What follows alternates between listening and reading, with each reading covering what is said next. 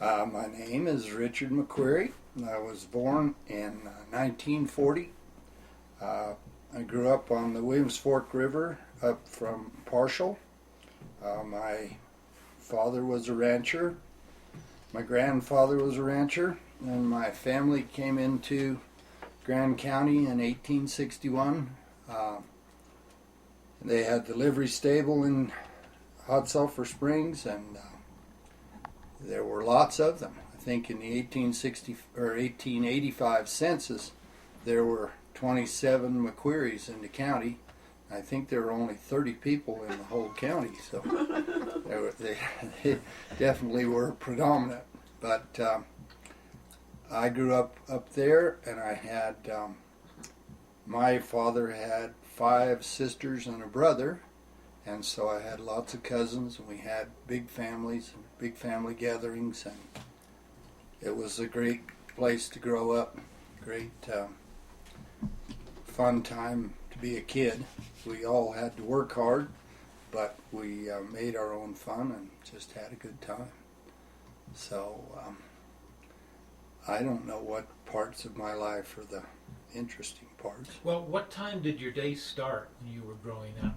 Say... My father would come into my room at 4:30 in the morning, and he'd say, "Are you going to lay in here and let the sun burn a hole in you?"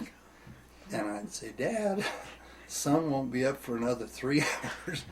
But he started chores every morning at 4:30.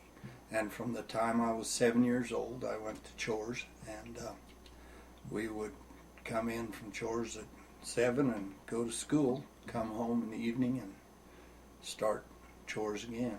And what are chores? Well, we had cows to milk, and then we had some registered Hereford cattle, so we had bulls to feed, show bulls, and then for a while we had a dairy. We had 36 cows to milk, so just depending on what ranching endeavors. Then we had to feed the cattle in the wintertime, which was all fed with loose hay and a team in those days, and we'd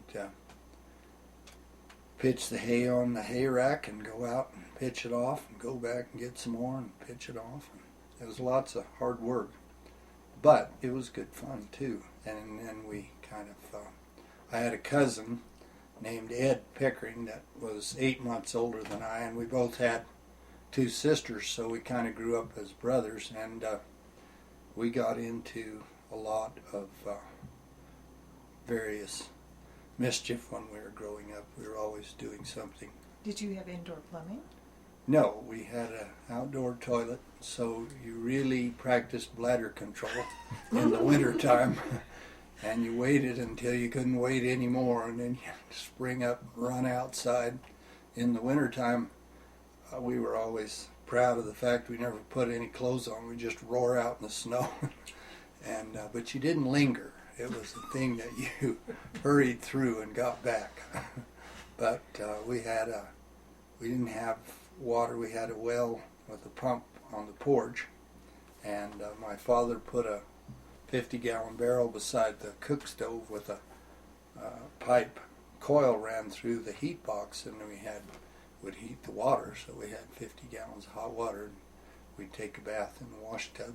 And during part of the time we went to school at the end of the road, about a mile and a half down the road, so we walked to school or skied to school throughout the school year.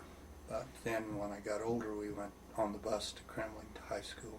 And how many kids were in your school? In my entire 8th grade school, there were 12 of us.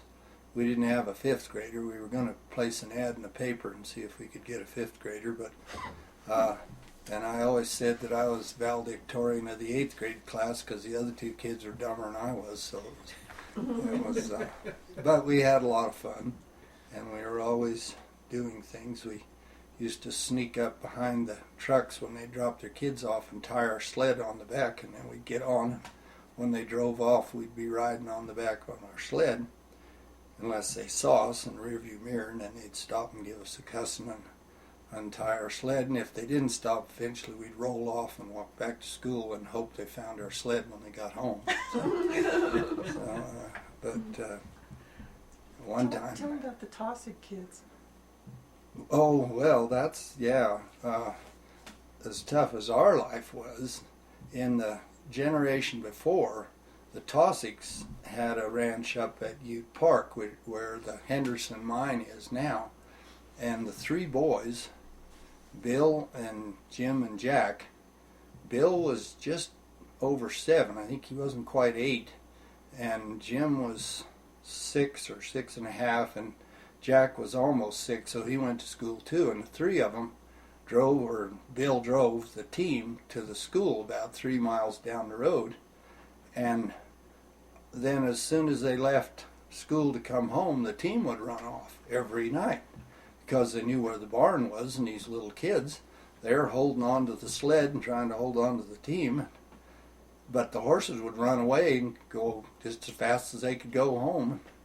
So Bill said sometimes they'd get scared and jump, but then their dad would say, now you could have rode further than that. So they'd fly into the yard just as fast as the horses could go, and they'd be bailing out wherever it got too wild. But they had a tough time. Everybody kind of grew up doing things that kids nowadays don't get a chance to do, I guess. I drove to school from the time I was 6. I'd drive the truck, or sixth grade. I'd drive the truck. One time I was going fast and across the field, and the door flew open and my sister fell out, bounced down through the meadow, so I had to promise a lot of stuff so she wouldn't tell the folks. But, and I roped the milk cow and tied her to the fence and put the single horse harness on her and hooked the buggy to her and got my sisters in, and I was trying to get in, but by the time I untied the cow, they'd all left, and so they took off down through the corral and hooked the wagon wheel on the post and threw the cow down and threw my sisters out and tore up the harness. So I had to promise a lot of stuff so they wouldn't tell on me. Hid the harness. But, and then I wrote that poem about shooting the flume with Ed. That was another thing. Tell them about you and Ed shooting Millie's chickens. Oh, geez. So we were about 12, and my aunt had about 10 old chickens. So everybody was gone, so Ed and I said, those old chickens are sick looking. Let's just get rid of them. So we went up in the top of their house in a trunk that his great uncle had and got out all these old guns, old pistols and all kinds, and found ammunition for them. So then we chased the chickens around shooting at them with these pistols till we ran out of ammunition. Then we went and got the old lever action rifles, and then we shot at them with those till ran out of ammunition. Yeah, we had to shoot from the hip with the rifle. It wasn't fair if you aimed, so you ran behind them and shot from the hip. That was quite, I'm sure, stressful for the chickens. But eventually we ended up with like one old hen way out in the meadow. She was in hysterics, so we're shooting at her with the deer rifle. So finally then we had to gather up all the bodies and all the feathers and the scene of the crime and bury them all. About 3 or 4 days later, my aunt said to my cousin, "Have you seen my chickens? I don't see them around." Ed said, "Well, there was a skunk around here, so." So that was the end of the chickens. And she never did know that that's what we'd done. She sucked. We were always doing something. They went off to Denver, and so Ed and I were there alone, and so we decided we'd ride the calves. And they were pretty good sized calves, about that big. So we built a chute out of some gates and chased the calves in, got our rope, and one would get on and the other would open the gate and buck out in the corral and throw you on the ground, and then the next one would get on. So that evening we did that all day long. And Uncle Will, the great uncle, had been up on the fence, or up on the hill building fence. So that night at the dinner table, my aunt said, "And did you guys have a good time today?" I said, "Oh yeah, pretty good time." And Uncle Will said, "Oh, they had a great time." He said they cried all day long. He said one would get bucked off and he'd get up crying and make the other one get on. He said they did that all day. Talk about the bum lambs. Oh, my grandfather was really stern. So my uncle had built this little house that he put on his pickup.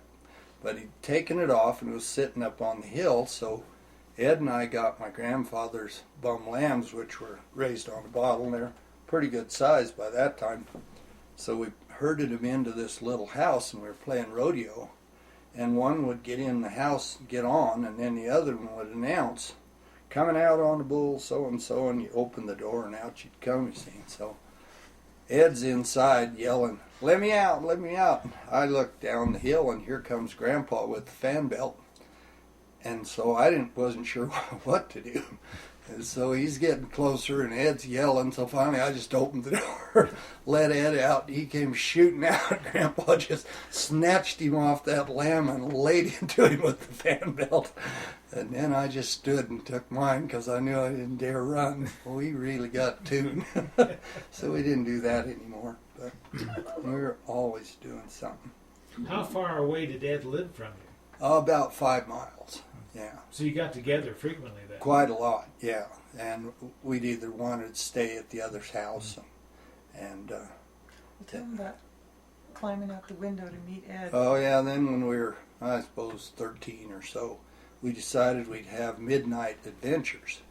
So I had a rope under my bed, and I'd throw it out. I lived on the second story of this old log house, and I'd tie the rope to my bed and throw it out the window and climb down the outside of the house and go get on my horse and meet Ed out on the flats, kind of halfway between his place and mine. And we'd ride around in the dark. We never accomplished anything, but we always were going to do something exciting, but mostly it was just fiddling around. So I thought this was a big secret. One day my mother says, "If you're going to keep that rope under your bed all the time, you need to dust it," she said. So they evidently knew I'd been doing this anyway. But we were always doing something. Was Ed the person you were with when it was like the speech contest or whatever it was in the Melt? Oh yeah, we went to the music festival up at Breckenridge. And it was in an old house that they'd remodeled for all these rooms. And they put up a lot of partitions in some of the rooms. So the solos were in a fairly small room with maybe 20 seats in there. But there was a partition that kind of had a cavity in it behind the wall. So Ed and I had a water pistol and a quart of milk. And we got in that cavity, and there was a hole. And one of the judges was bald. So we would shoot him on the back of the head with the milk, and it would hit his head, and it would just go like this off the top of his head. And everybody's going, "What is that? What is that?" And they're looking, because it was milk. They weren't sure what was going on. And we would just aim at his head, and then we'd shoot him, and it would just go. We killed ourselves laughing. We didn't laugh out loud, but we laughed. So finally we snuck out of there, and no one ever knew that's what was going on. Yeah. What about the time that, was it you and Ed that decided to run away from home? No, that was Dave Unkford and I. Yeah, there's a paper that comes out of Denver for the ranchers. It's called the Record Stockman, and advertises jobs for cowboys and stuff. So one day, or 1 week it came out, they were advertising for cowboys at the Big Island in Hawaii to rope wild cattle. And it was February in Kremling, and we were juniors in high school, and it was cold. And so I said to my friend Dave, I said, "Let's take off and go to Hawaii and get a job roping cattle. It'd be more fun than high school." So we pooled our money. I had $6 and he had 60-some. And we bought 2 tickets to Salt Lake. It was as much money as we had, but we were going to get a job and earn some more and get there. So we agreed that we'd bring just the minimum things that we needed. Don't bring anything you don't need. So he shows up, he's got 4 pair of shoes tied in a big bundle like this. So we hide our stuff, and then at noon we snuck out of high school and went down to the Easton Hotel in Kremling and got our tickets. And then we hid in this old shed behind the Easton Hotel till the bus came. But my older sister missed me in the hall at noon, so she called my mom and said, did he come home sick or something? And Mom said, no, but he kissed me goodbye when he went to school this morning. Bad idea. So she called my dad, and my dad called Chancey Van Pelt, the sheriff, and the sheriff called Mrs. Easton, and she said, oh yeah, I sold him 2 tickets to Salt Lake. So by the time the bus got to Steamboat, there were 3 police cars sitting there, and the policeman came on the bus and said, McQueary, Unkfer, come with me. And everybody on the bus was just looking at us. So they put us in the drunk tank, and they said, empty your pockets. So Dave pulls out 7 pocket knives. And the sergeant said, he's looking and I'm looking. And I said, Dave, what are all those knives? He said, those are my favorites. So we stayed in jail till 4 o'clock in the morning till our folks got over there to get us. And the next day we were back in school, and the teacher said, well, the world travelers are back with us. So we caught him. And we never got to Hawaii. I went to Hawaii this year to Finally the Big got Island. to the Parker To Ranch. the Parker Ranch. But yeah, but it was good fun. I was always running somewhere. Tell them about Merritt Esmel. Oh, jeez. So we had this English teacher. He's about 6'3" and weighs about 160 pounds. And he's just a fruitcake as far as relating to kids. And so we always sat tacks under him because the reaction was just so hilarious. You know, he was kind of like Ichabod Crane, and he slumped down in his seat. Well, if there was a tack there, he'd just spring in the air and shriek, you know. And he never looked. He never caught on.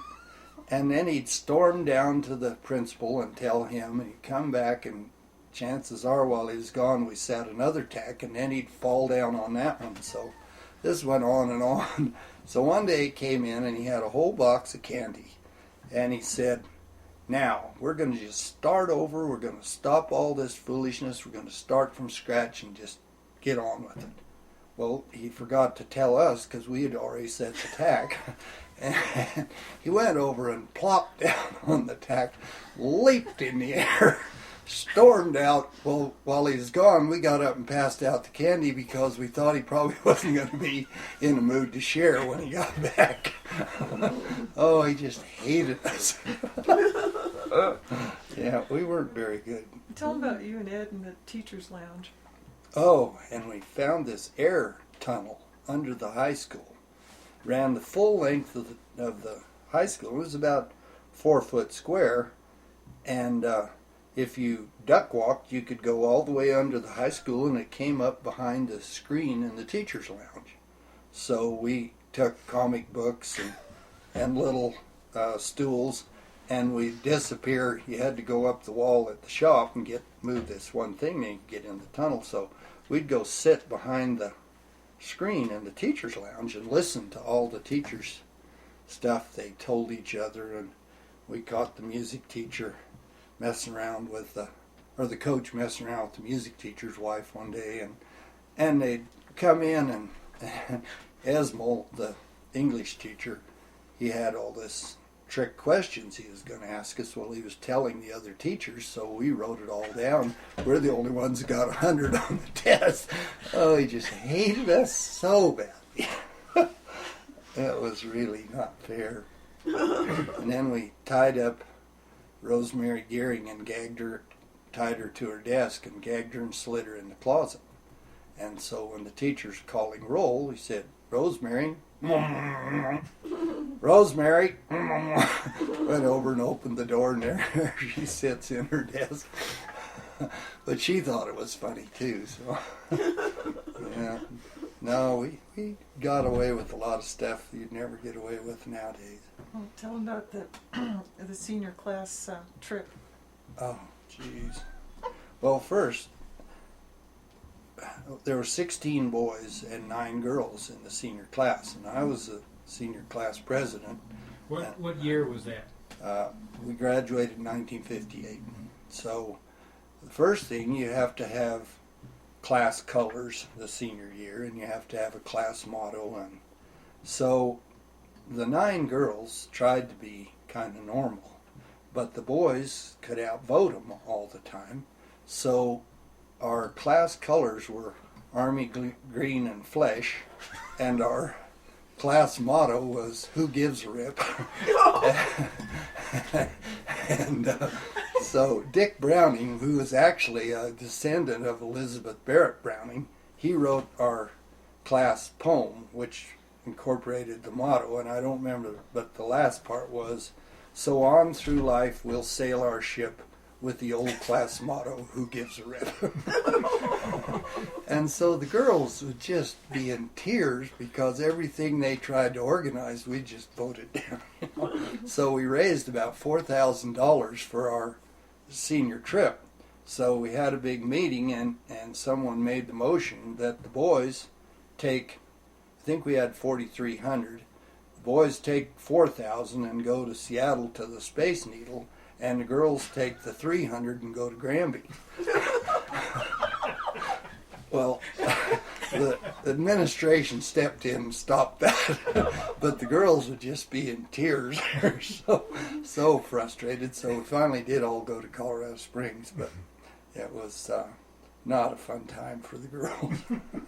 And we all had nicknames, Meat Hook and Fish Eye and Cold Guy, and so if you didn't refer to them by that name, they wouldn't answer, you know. So when I'd run the meetings, well, I'd call out their name.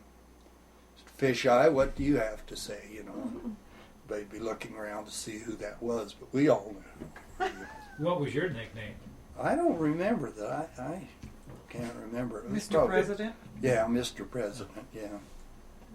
But, yeah, it was more fun than most kids have in school nowadays. I said Ed and I were the only 2 kids in school that the teachers suggested we play hooky so that we wouldn't be there. But And what about the spring when you decided to go out for baseball? oh, geez. So in the spring, and Kremling had a pretty poor baseball team, but the kids who played baseball got excused at like 2 o'clock in the afternoon. So Ed and I told the teacher in that class that we'd gone out for baseball, which we really hadn't, and we snuck out of school and went downtown and shot pool. Well, that was a terrific deal, except that we had to do it every day then because the baseball players all were excused, and if we didn't go, then they'd know. We were so sick of going downtown shooting pool by the end of that year that the next year I actually went out for baseball. So it was more fun than what our other plan was. And what about the time when you borrowed the principal's Oh, pickup truck? geez. That was when I was the pitcher. So I said to the principal, who was kind of a gangster himself, I said, "I need to get some more dirt for the pitching mound. If I could borrow your pickup, why, I'd just run and get some dirt." "Okay." I said, "Be all right if Ed went with me and helped?" "Oh yeah, whatever." So Ed wasn't even out for baseball.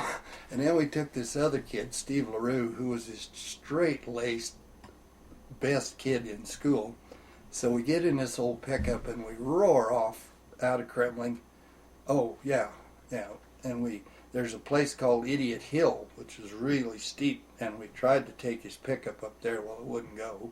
So then we're roaring along and jumped off the road, and the fan kind of jumped into the radiator and made a few little creaks on the radiator, but it got back so didn't ruin it or anything. So we'd stop and get a shovel full of dirt, but we didn't like that dirt, so we'd roar on and go somewhere else. And Steve was just white with fear the whole way. So we stopped and got some gas and charged it to the principal and roared down by the railroad tracks and as I cut in past this pile of logs, I didn't hit it quite right and cut the side out of his front tire. It just went flat. So then I had to walk over and borrow a wrench from this guy that was working on some cars there at the railroad track. So we got the tire changed and got back just as the bus was leaving, and I ran in and said, "Oh, we got the dirt. I had a flat tire, but I changed your tire, so it's fine." "Okay," he says. And Steve was in shock for at least 2 weeks. He was sure we were going to go to prison. But nothing ever happened. So Whatever happened to Ed? Is he still? he's still around. It's a surprising tribute to the toughness of the human body. But we're still good friends. We still see each other. And, Tell us some stories about you and Ed at CSU. oh, geez. One of my best memories of Ed, we were in ROTC in those days, and it was all mandatory. So you had to be in Army or Navy or Air Force. So I was in the Air Force. Ed was in the Army.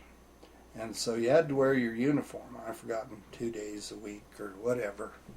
So one day I come home and Ed's lying on his bed, gasping and sweating. And I said, "What happened to you?" "Oh," he said, "I was walking across campus and it was hot, so I undid my tie." And he said, "This little sawed-off junior officer saw me and he said, you're out of uniform." And he said, "I already had 3 demerits, so I knew if I got any more I was in trouble, so I put my hand over my name tag and took off across campus." He said, "That little son of a buck said chased me all the way across campus yelling, 'Halt! Halt! Halt!'" He was just about comatose by the time he got home. Oh, and Carl Murphy, our other friend, he went to CSU on a joint honor scholarship, which is not the top 2% in the nation. But as soon as he got there, all he cared about was partying and having fun, and he rode his bicycle through the snowball, which is the big formal dance at the... So he got in trouble for that, and then in ROTC, he had his uniform in the back of his car, and they had a big beer party, and several people stood on his uniform and spilled beer on it and various things. And so they had the inspection the next day, and he was still a bit inebriated, had his uniform on, but it had these footprints all over the front of it. So he's standing in line kind of waving back and forth, and the inspector came by and said, "Soldier, what happened to your uniform?" He said, "The enemy ran over me, sir." That was the end of him. They kicked him out of college. Oh, yeah. And then they used to raised lots of turkeys. So we would always sample the turkeys prior to Thanksgiving and Christmas because you never know if they're going to be good. So we'd always raid the turkey farm and swipe a couple turkeys. So one time we're in the pen catching turkeys, and somebody said, "Shh, shh, here comes somebody." So we all got back and hid. There were about 3 of us. Here comes 3 more guys with their sacks. They're catching turkeys too. So we all got out. We each got a turkey. It was good fun. But Was that in Kremlin or at CSU? CSU, yeah. No. Well, tell them about Sandy Lipko. Oh, jeez. So we had this friend. He graduated from CSU, and then he was going to go to Sun Valley to work on the ski patrol. But he was so tight, he didn't want to spend any money, and he was working at the sugar factory in Brighton, I guess. Can't remember, one of the Sugar City. Yeah. So anyway, Ed and I lived in this dingy little basement beside the railroad tracks, and so Ed had a bed it was a single bed, but it had a 3/4 mattress. So there was about that much of the mattress that hung over, and it was against the wall. So Lipko made the deal that if he slept on that part, he wouldn't have to pay rent. So you had to wedge the bed just right, or his part tipped over and dumped him behind the bed. So they'd be in there fighting out, "Get back over!" Pickering would yell, "You're not paying rent, you stay on that part." So that was the way they lived for a while. And then he wouldn't pay milk. We bought our milk by the gallon from the dairy. He wouldn't pay because he didn't drink milk. Well, Ed was home having one of his afternoon naps in the dark, and Lipko came home early and got in the refrigerator and had the gallon jug tipped up drinking out of it. And Ed yells, "Lipko!" And milk goes everywhere. After that, he had to pay then. And so when we'd get ready to go out to dinner, everybody would run and sit in the other guy's car, so they'd have to drive. So you just wait to see who'd give up, and then they'd drive. So we had another friend, Dave Macy, who owned half of Longmont now down there. But anyway, at that time, he'd come over to play poker. And so one night he's late, and then we hear this sound coming down the street, this kind of a squealing sound. Screech, screech, screech. So we all go out to look, and he's driven out in front of the train that was coming through Fort Collins at about 5 miles an hour, and Dave didn't see it. Just collected his car on the front of the cow catcher and slid him down the pavement about 100 yards and bent his car into kind of a U shape. So he's driving up the street with his car, and all the wheels are kind of going sideways on the pavement. It was the funniest thing you've ever seen. It cost him $350 for damage to the cow catcher. He said, "Look at my car." We did have a lot of fun. Well, tell them about George and the hamburgers. Oh, yeah, that was one. We have this other friend, George Culbeth, who lived over on the Blue, and so Ed and I lived in one side of this duplex, and George and his roommate lived in the other side. And George's roommate was studious, and George and Ed and I were not. We rodeoed and played ping pong and chased girls, but we didn't study. So one day we're there, and we have 5 hamburgers for 3 of us. So we all sat down like gentlemen and ate a hamburger. Then we realized there's only 2 left for the 3 of us. So Ed and I looked at each other and nodded, and we grabbed George and tied him up with a hack rein that you use in the saddle bronc riding, slid him under the bed. Well, Ed broke and grabbed the biggest hamburger and ran over on the other side of the duplex and locked himself in, and I was trying to get to the other one, but George was getting out, and here he came with this hack rein. He didn't have his shirt on, so just as he got there, I grabbed the skillet and stuck it on his belly. It had been off, but it was a little hot, and I grabbed this big knife off the counter and went out the door, and he's behind me with this big rein whacking at me, so the steps went down, concrete steps, and I jumped off of them and backed in between the steps and the house, and I'm crouched over the skillet eating the hamburger and slashing at him with this knife, and he's jumping back and forth whacking at me with this big rein, and a lady going by was looking at us and just drove right into the back of a pickup that was stopped at the stop sign. So we all went back in the house and looked out the window, and pretty quick the cop showed up, and she's going, and he never came to the door. I don't know what she told me, but it wasn't one of our more civilized moments. But we did have a lot of fun. And I got bucked off practicing saddle bronc riding, hit my head on the gate pipe. So I don't remember it, but that was on a Sunday afternoon. So they had a big party that evening, and one of my other girl cousins came over, and I was sitting there, and she talked to me a little bit and said, "Do you notice how strange he's acting?" Ed and George said, yeah, we've been enjoying it. So she talked me into taking me to the infirmary. I didn't wake up till Wednesday. I was out all that time, but they thought I was the entertaining that kept me around. So I don't know. That was just the kind of way. We went to Chadron, Nebraska, and I got in the bulldogging. Well, we were all in the bulldogging. And I got this really crazy steer, and just as I caught him, he jumped and stuck his feet in the fence and whipped his head back and stuck his horn in my stomach. So he poked a hole in me about that. And so when I got to looking, I thought maybe I ought to go get that looked at. So I was just on my way over to the first aid wagon when they called me for the saddle bronc riding. So I thought, well, as soon as I get done with this, I'll go have this looked at. This horse bucked me off so hard. I forgot all about the hole in my stomach. So everybody else went to the dance, and I'm laying in bed with the ice pack on my head and another one on my stomach. It was not the best rodeo we went to. We had a lot of fun.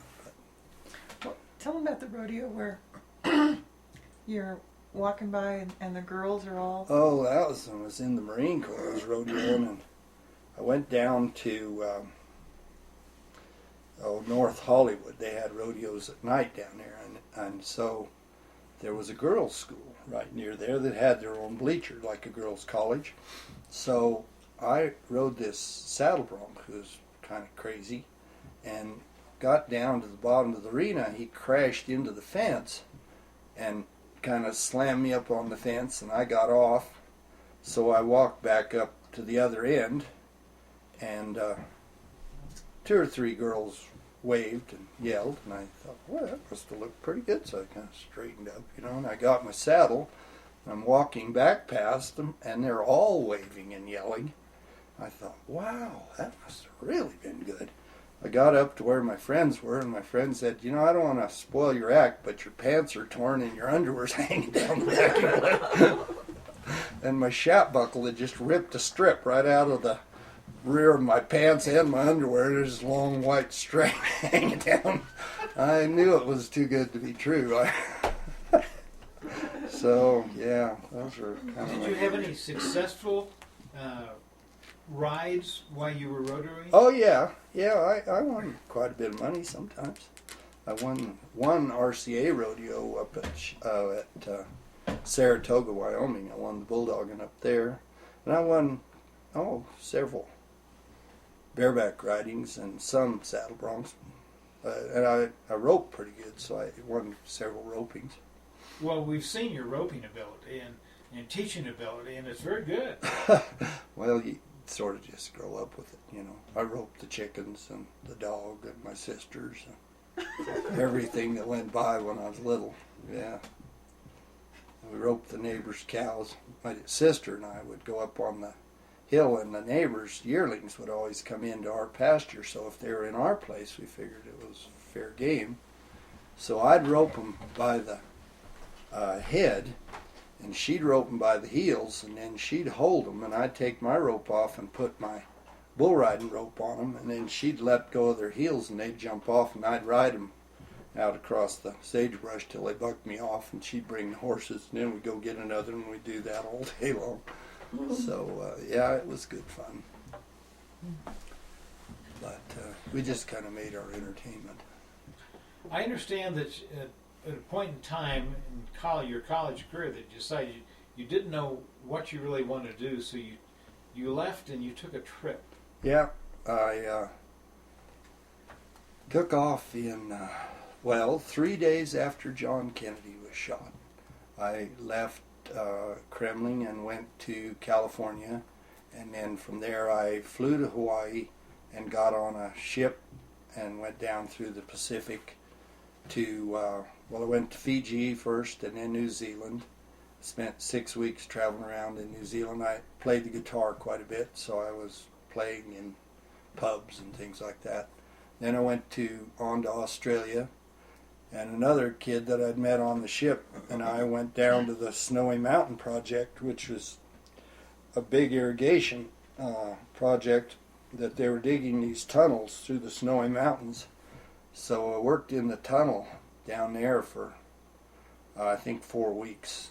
We were trying to make enough money to travel.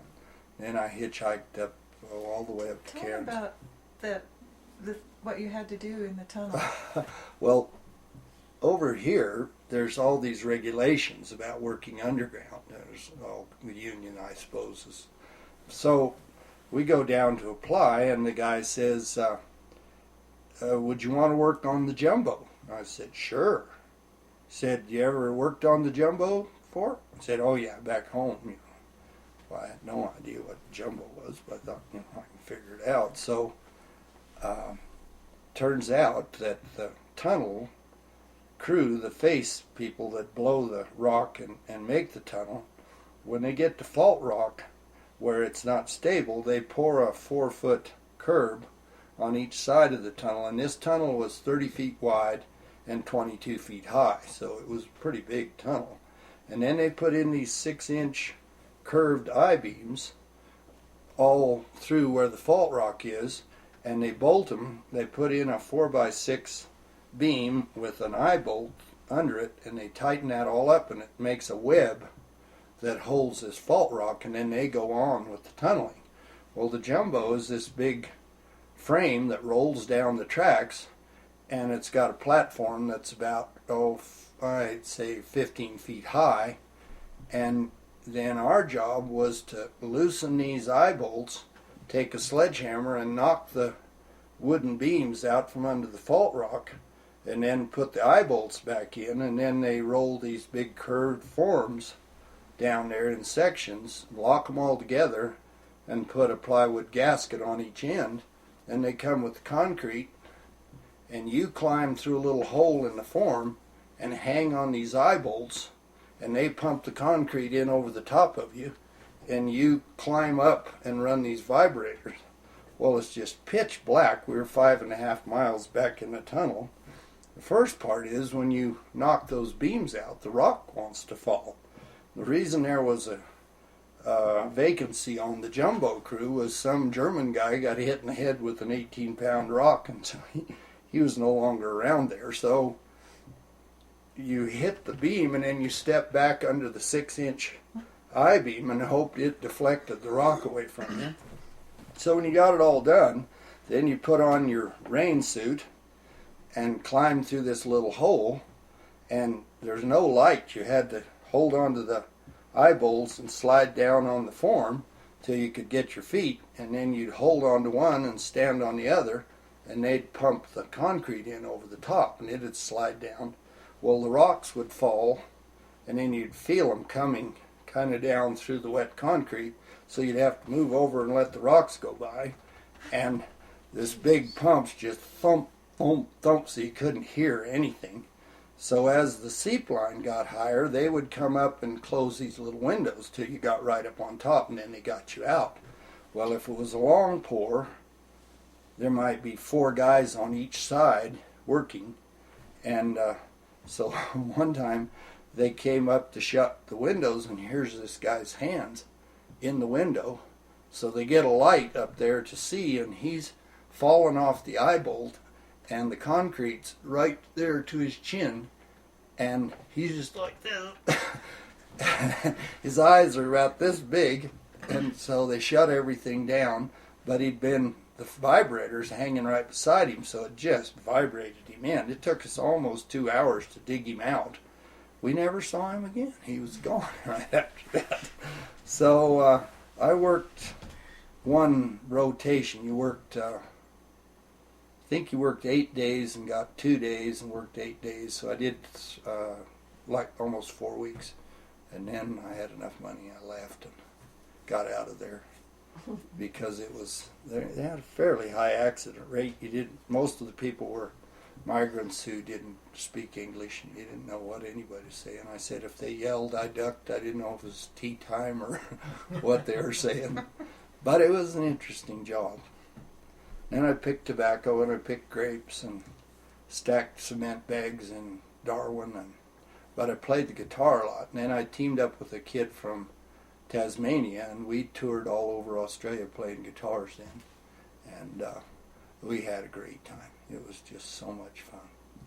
Then I left there and went to Singapore, and I went to India. I spent 4 months in India traveling around, and then I hitchhiked overland from India through Pakistan, Iran, Iraq, and Syria, and Turkey, and Bulgaria, and Yugoslavia, into Austria. And I met a kid from Kremling that I'd gone to high school with, was on the ski patrol at St. Moritz. And I got a job playing the guitar in this swanky hotel in St. Moritz and lived with the ski patrol guys and just had a wonderful winter. It was just fun. Played the guitar for Henry Ford II. He just married this Italian actress, and they were having a big party for all their friends, and they wanted a folk singer, so we'd been living on bologna and cheese at the ski patrol hut, and here's all these people cutting a little piece off these filet mignons and throwing it away. I'm going. I could hardly focus on my singing. It was, what were some of the songs you sang? Remember the well, titles? yeah, a lot of kind of traditional Scottish, Irish, Australian folk songs, and then the Peter, Paul and Mary was very popular then, and Bob Dylan, and the Kingston Trio, Limelighters, I don't know, and then I picked up a lot of songs that were kind of old traditional songs from Australia, and learned some Indian songs and just different things. But it was really the greatest thing you could do in traveling, because everybody likes music. And if you're interested in their music, it's just a connection. Even if you couldn't speak the language, they would get out their instruments and sing. When I was in India, I stayed with this family in a town called Jabalpur, a city, and I used to take one of their bicycles and go for a ride. So one day I was riding along, and there was a whole group of children right by the street. Well, they saw that I was a white guy, and there weren't many white people around there. So they all came over, and so I stopped and was talking to them. And a nun came up, and I can't remember the order, but all those children were the children of lepers that were in a colony next door. And when the babies were born, they would take the babies away so they didn't contract leprosy. And the nuns, they were from Wales, they raised the children, schooled them. And so I visited with her, and she asked me what I was doing. I said I was just traveling around the world and playing the guitar. And she said, "Oh, would you come and play for the children?" I said, "Sure." So, I don't know, in a day or two I went back and sang for them. And so I went back maybe twice. And then they said, "Well, you have to come next weekend because it's a special day." And so I went back, and it was Family Day, which meant that if their parents were not contagious, if the disease had run its course and they were not contagious, then they got to spend time with their children. But also, the sisters took me to meet all the children's parents. So, I mean, it was absolutely unbelievable. The leprosy had just eaten these people up and they would want to shake your hand, Well, they had no fingers, it'd just be a stub. So I'd shake them, but, I knew in my mind that they weren't contagious because they told me they weren't. But, it was just such dreadful. It would dissolve the bones in their sinuses in their face, and then their mouth would just turn inside like that, so their teeth are just sticking up like that. And they just wanted to touch you, and they wanted to tell you, just have contact. And I mean, it was a tough trip. They were really nice, but it was all I could do to just get through it. But the sisters were so nice, and they were sacrificing or spending their life taking care of these children. So then one of the girls that were either in the school, or they may have been friends of the daughter of the family that I lived with, they asked me if I would come to their school. And there are 600 teenage girls in this school. So they have a guard, and it's a walled school, so I take my guitar and go, and the guard meets me and takes me in, and the girls only want to hear Elvis songs, which I knew about 2 Elvis songs, which were really pretty bad. But they just loved it. They thought it was the most wonderful thing. So I had a really good time. I mean, I just met so many nice people, and everyone was good to me. I had almost no trouble. I got in a fight in a bus in Iran, but... Tell them that story. Well, I got left in the desert. These guys wanted money. I'd always just get up on the back of the truck with my pack and my guitar, So I knew it was 200 miles between this one little town and the next town. And it was in February, and it was just muddy and cold and miserable. And there was no real road. It was just like a big valley, but there were tracks across it. So about, I don't know, mid-morning, these guys stop, signal for me to get down, and they want floos, which means money. And I said, no floos. If I had floos, do you think I'd be riding in the back of the truck? So they yelled and shouted, and pretty quick just tossed my pack down and my guitar and drove off and left me. So I'm looking around, and there's just nothing taller than camel poop as far as you can see, and it's just mud, and I figured it's got to be at least 100 miles to the next town. So I thought, what am I going to do? So I just sat down on my pack, and I thought, I'm not going to walk 100 miles in the mud. I figured maybe somebody else had come along or something. 10 minutes goes by, here comes the truck back. Whip around me, load my stuff up, signal for me, I get back on, and off we go. And to this day, I have no idea why they came back, but I think maybe it was because other people knew that I was riding with them, and if something happened, maybe they would have gotten in trouble, because the next town we got to, I got off and they went on their way.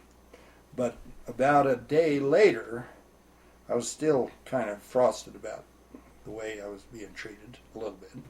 Anyway, there was a little bus that was going from this little village to another bigger town, but it was going in the morning. So I asked the bus driver, in my best French, the ones that spoke French, if I could sleep in the bus till the next morning. He said, yeah. So I got in the back. It was a double seat, and I laid my blanket. I just had a blanket and a pack and my guitar. I laid my blanket down. There was a little guy there selling dried bread and tea, so I got off and bought some tea and dried bread. I came back on the bus. Here's my stuff thrown up in the aisle, and these two guys are in the back. And so I thought, well, you know, it's a big seat. They can sleep there. I can sleep in one of these half seats. So I got my stuff and set it down. And here they came up. And they said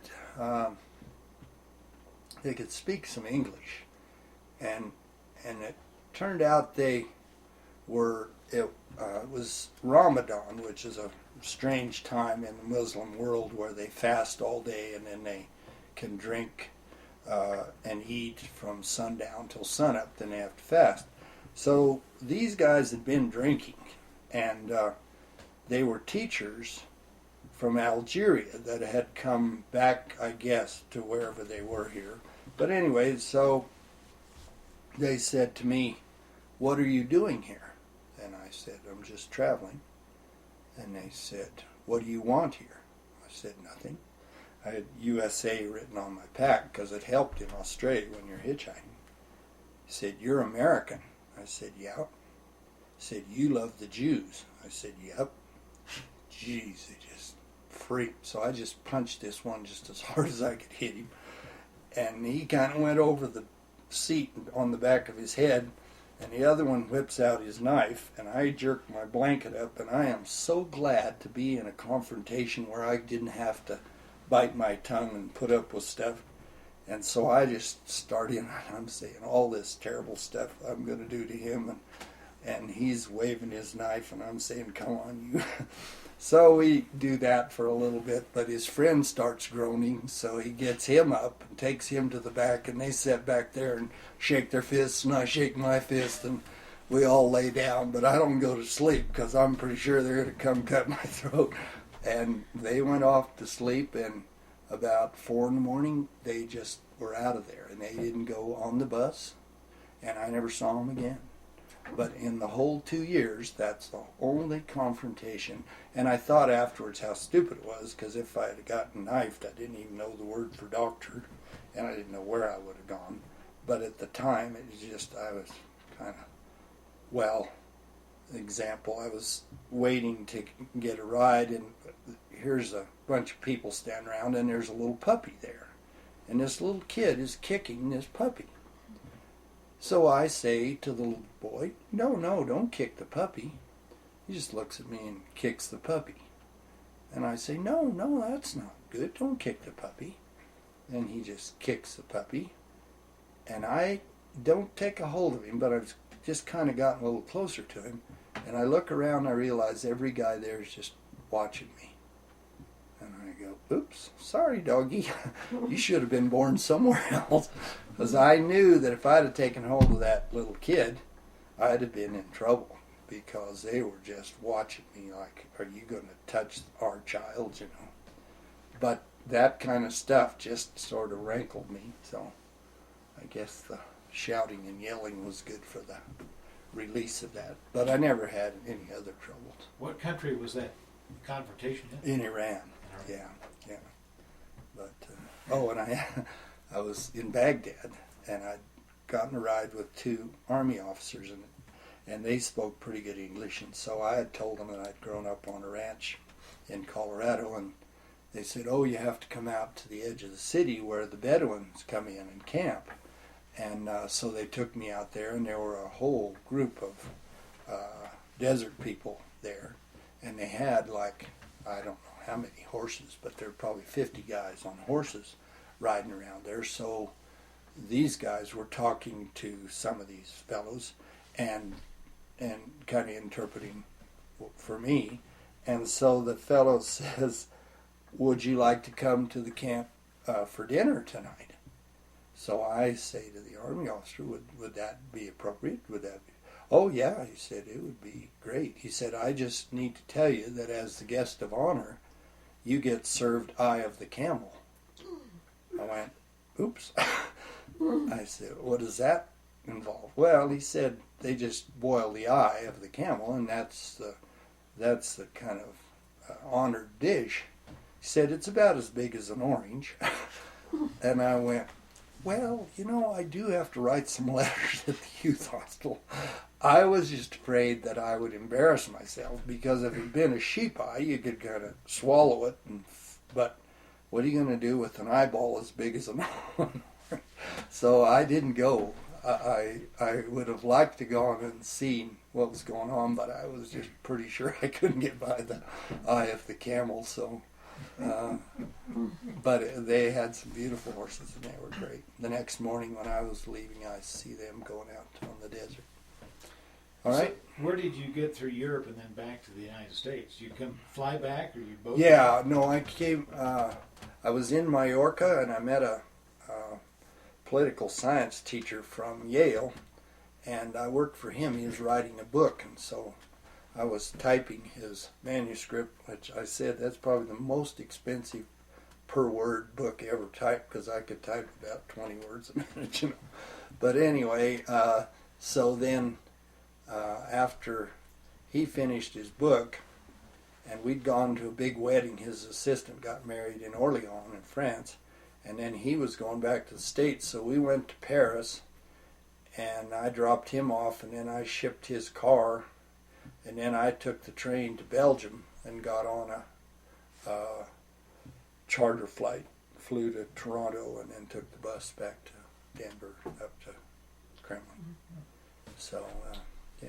And what year did you get back into the Kremlin? The end of '65. Yeah. It was a great time.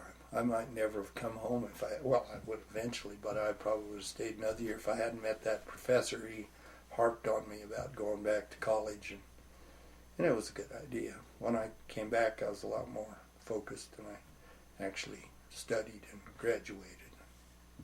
All the things that people are supposed to do in college instead of what I did before. So what year did you graduate from CSU? 68. 68. Yeah, I said I compressed a 4-year degree into 10 years. So yeah, it was pretty good. And then I immigrated to Australia for 10 years. We were ranching down here. Then came back to California and at the end of '79, and then I went to law school. And I called my dad. I said, I tried to earn an honest living. I'm just going to give up and go to law school. So then I went to law school and became a prosecutor. eventually wound up back in Colorado.